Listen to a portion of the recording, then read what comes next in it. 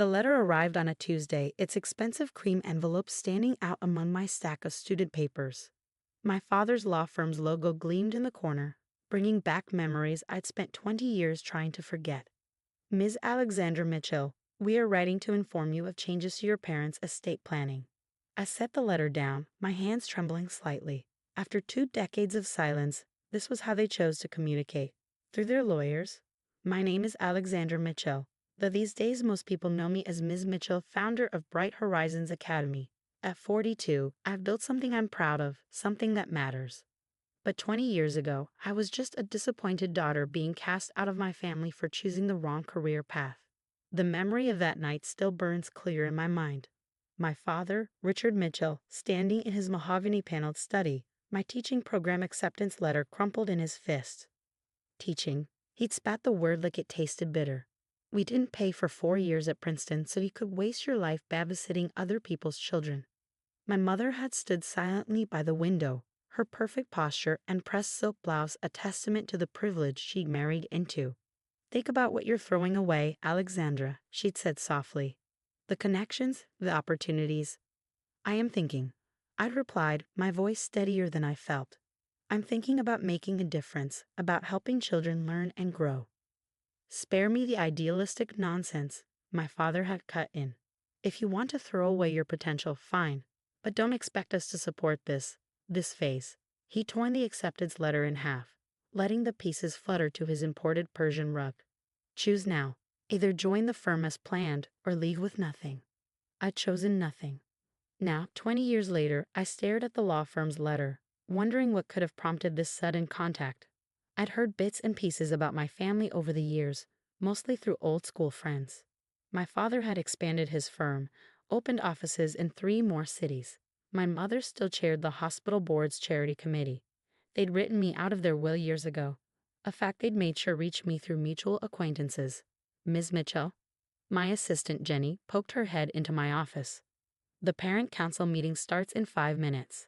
I tucked the letter into my desk drawer. Whatever my parents wanted could wait. I had a school to run. Bright Horizons Academy hadn't started as a grand vision. After leaving home that night with nothing but a backpack and my savings, I completed my teaching certification and taken a job at an inner-city public school. The challenges there, underfunding, overcrowding, students falling through the cracks, had sparked an idea. What if education could be different? What if we could create a school that combined academic excellence with emotional intelligence, that taught not just subjects but life skills? It had started small tutoring sessions in my tiny apartment, then after-school programs in a rented church basement. I'd worked 3 jobs to save money, lived on ramen noodles and determination. My first proper classroom was a converted warehouse space with second-hand furniture and donated books.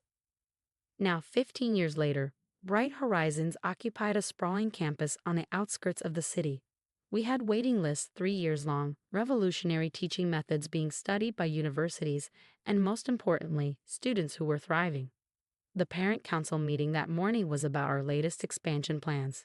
We needed more space, more resources to accommodate the growing demand. Parents sat around the conference table, doctors, business owners, community leaders, all united in their commitment to educational innovation. The new STEM wing will cost approximately $12 million, I explained, pulling up the architectural renderings. But it will allow us to double our science and technology programs. And the funding, Dr. Carter, one of our longtime board members, asked. I smiled.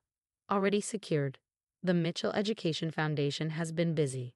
That was the irony my parents had never bothered to discover. While they'd been mourning their daughter's wasted potential in teaching, I built something bigger than they could have imagined. The Mitchell Education Foundation, funded initially through my tutoring income and eventually through grants and donations, had grown into a powerful force for educational change. After the meeting, I finally opened my father's law firm's letter completely. The language was formal, detached. Recent changes in your parents' estate planning necessitate a review of certain arrangements. Your presence is requested at a family meeting. Everything okay? Jenny asked, noticing my expression. I folded the letter carefully. My parents want to meet. After 20 years, she knew my story. Most of my staff did. It was part of Bright Horizons' origin story that I rarely shared the full details. Are you going to go? I glanced out my office window at the bustling campus below. Students hurried between classes, teachers led outdoor discussions under shade trees. Life hummed with purpose and possibility. Everything I'd built without their help or approval. I think I have to, I said finally, if only to show them exactly what their wayward daughter has accomplished. That evening, I sat in my home office, surrounded by the evidence of my journey, awards from educational organizations, news articles about Bright Horizons' innovative programs, photos of graduating classes, hundreds of students who'd gone on to great things. My phone buzzed with a text from my best friend Maria. Heard about the meeting. Want backup? Maria had been there that night 20 years ago, had let me crash on her couch while I figured out my next steps. She'd watched me build Bright Horizons from nothing, had celebrated every milestone and setback along the way. I got this, I texted back. Time to show them what teaching can really achieve. I pulled out an old photo album, one of the few things I'd grabbed that night. In it was a picture of my fifth grade teacher, Mrs. Rodriguez, the woman who'd first shown me the power of education to change lives. She believed in me when my own parents couldn't see past their expectations. My phone rang, the law firm's number. Ms. Mitchell, just confirming your attendance at Thursday's meeting. I'll be there, I said firmly, and please tell my parents to bring their estate documents. They might find them educational. As I hung up, I caught my reflection in the window. I wasn't that scared 22-year-old anymore, leaving home with nothing but dreams and determination. I was Alexander Mitchell, educator, innovator, builder of futures. Thursday's meeting would be interesting indeed. The law firm of Mitchell and Associates hadn't changed much in 20 years. The same mahogany paneling, the same oil paintings of stern-faced partners' pasts, the same air of old money and power. I stepped off the elevator in a tailored navy suit, my heels clicking against the marble floor with purpose. Ms. Mitchell, the receptionist greeted me, her eyes widening slightly with recognition. They're waiting in the main conference room. Of course they were. The main conference room, where my father always held his most important meetings. I played there as a child, drawing quietly in the corner while he negotiated million-dollar deals. I paused outside the heavy double doors, taking a deep breath. Through the frosted glass, I could see three silhouettes, my father, my mother, and someone I assumed was their lawyer. Alexandra, my mother spoke first as I entered, her voice carrying that familiar note of careful control. She aged well, her silver hair elegantly styled, her posture still perfect. You look successful. Hello, Mother. Father.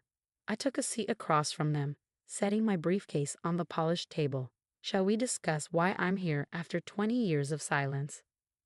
My father cleared his throat, looking uncomfortable for the first time I could remember. We've been reevaluating certain decisions. Indeed. I raised an eyebrow. And what prompted this reevaluation? Their lawyer, a thin man with wire-rimmed glasses, shuffled some papers. Perhaps we should begin with the formal aspects. Actually, I interrupted. I'd like to hear it from them. I looked directly at my father. Why now? He shifted in his chair, his legendary courtroom confidence nowhere to be seen. We saw the article in Forbes about Bright Horizons Academy. Ah, the article. America's most innovative educator. How Alexander Mitchell is revolutionizing private education.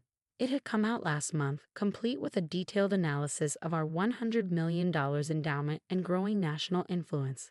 Fascinating reading, my mother added quickly. We had no idea. No, you didn't, I agreed calmly. You were too busy being ashamed of my career choice to notice what I was building. Alexandra, my father started, but I held up a hand. Let me finish. For 20 years, you've had nothing to say to me. No calls, no cards, not even when Bright Horizons won the National Excellence in Education Award. Not when we opened our second campus, not when the governor appointed me to the State Education Board. I pulled out my tablet, bringing up our latest financial reports. Would you like to know what your wastrel daughter has been doing while you were pretending she didn't exist? Without waiting for an answer, I began presenting the numbers. Our annual budget, our expansion plans, our scholarship programs. The foundations we'd established, the lives we changed, the future we were building. The Mitchell Education Foundation currently manages assets of over $150 million. I concluded. We've sent over 3,000 students to college who might never have had the chance otherwise. And yes, Father, some of them even became lawyers. The silence that followed was deafening. My mother dabbed at her eyes with a monogrammed handkerchief. My father stared at the financial reports, his expression unreadable. "Why didn't you tell us?" he finally asked. I laughed, though there was no humor in it. "Tell you? You made it very clear that teaching was beneath the Mitchell family dignity, that I was throwing my life away. Why would I come back to report my success to people who couldn't see the value in education?" "We were wrong," my mother said softly. It was the first time I ever heard her admit to a mistake. "We were so focused on the path we chosen for you, that you missed the path I chose for myself," I finished. "The path that's helped thousands of students find their own way." The lawyer cleared his throat again. "Perhaps now we should discuss the estate changes." I turned to him, my voice steady. "No need. I've seen the documents you sent. You want to add me back into the will, make me a heir again now that I've proven myself worthy of the Mitchell name." My father leaned forward. "Alexandra, please, we're trying to make things right." "Make things right?" I opened my briefcase and pulled out a folder. "These are the names of every student who's graduated from Bright Horizons in the past 15 years. Their stories, their achievements, their dreams. This is what making things right looks like." I stood up, smoothing my skirt. "Keep your money. I've built something far more valuable than your estate could ever be." "Wait," my mother called as I reached the door. "The gala next month, the hospital's annual fundraiser. Would you consider attending? As my guest?" I paused, hand on the doorknob. "Actually, I'm the keynote speaker. The hospital is partnering with Bright Horizons on a new medical education initiative. But you'd know that if you read past the first page of the Forbes article." Walking out of Mitchell and Associates felt different this time. 20 years ago, I left in tears, my dreams seemingly shattered. Now I left with my head high, knowing exactly who I was and what I'd achieved. My phone buzzed as I reached my car. A text from Jenny. "Emergency at school. Mrs. Thompson's advanced chemistry class accidentally created foam that's taking over the science lab." I smiled, already turning toward Bright Horizons. This was where I belonged, dealing with exploding experiments, inspiring young minds, building future leaders. But life has a way of surprising you. 2 days later, a package arrived at my office. Inside was my original acceptance letter to the teaching program, the one my father had torn in half. The pieces had been carefully taped together and framed along with a note. "We saved it. Even when we couldn't understand your choice, some part of us must have known you would prove us wrong. We are sorry. And we are proud." It wasn't forgiveness. Not yet. That would take time, trust, and probably more than a few uncomfortable family dinners. It was acknowledgement of my choices, my success, my vision. I hung the framed letter in my office, next to our first student's college acceptance letter. Both represented the same thing: the power of believing in yourself when no one else does. The following week, I received another surprise. My father had nominated Bright Horizons for the city's Business Excellence Award. My mother had joined our parent advisory board. Small steps, but steps nonetheless. During our next board meeting discussing the new STEM wing, Dr. Carter mentioned seeing my parents at a recent education fundraiser. They couldn't stop talking about their daughter, the educational innovator, he said with a smile. "Funny how things change," I replied, but I was smiling too. That evening, standing in front of my office window watching students leave for the day, I thought about legacy. My parents had wanted me to continue their law firm legacy. Instead, I built my own, one that would impact generations to come. A knock at my door interrupted my thoughts. A student, Emma, one of our scholarship recipients, stood there clutching a college acceptance letter. "Ms. Mitchell." I got in, just like you said I would. I hugged her, remembering my own dreams at her age. "I never doubted you for a second."